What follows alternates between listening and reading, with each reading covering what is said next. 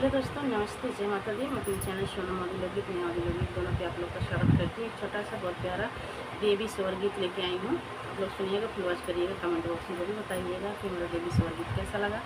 तो चलिए मैं सुनाती हूँ, आप लोग सुनिए और कमेंट बॉक्स में जरूर बताइएगा। आंगने में बैठी है सासू ता बहू अरे राजा करई बहू अरे राजा करई हो। सासू जब हम जानते शीतला मैया यही रहिया यही हो। सासू जब हम जानते शीतला मैया यही रहिया यही हो। सासू रहिया में निमिया लगवते तो जुड़े जुड़े आवतीनी हो। सासू रहिया में निमिया लगवते तो जुड़े जुड़े आवतीनी हो।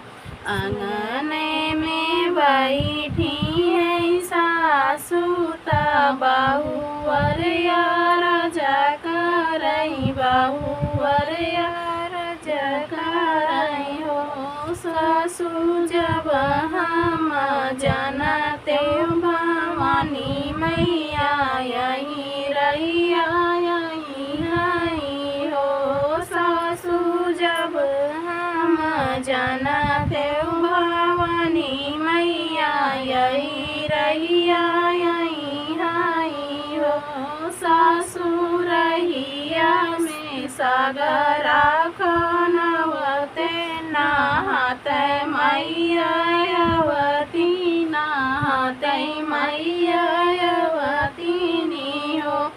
सासू रहिया में सागरा खनवते नहाते मैया अवतीनी हो।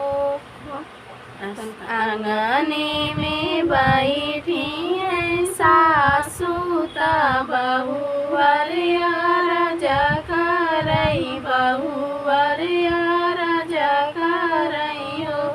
सासू जब हम जानते काली मैया यही रहिया यही हो।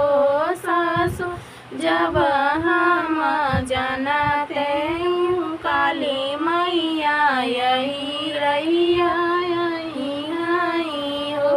सासू रहिया में मालिनी बसवते ताहरा बाई नवते हो। सासू रहिया में मालिनी बसवते ताहरा बाई नवते हो। आंगने में बैठी है सासू ता बहू अरे राजा करई बहू अरे राजा करई हो। सासू जब हम जानते दुर्गा मैया यही रहिया यही हो। सासू जब हम जानते दुर्गा मैया यही रहिया यही हो। सासू रहिया में ग्वाली ने बसवते ता दहिया खियावते ता दहिया खियावते हो। सासू रहिया में ग्वाली ने बसवते ता दहिया खियावते हो।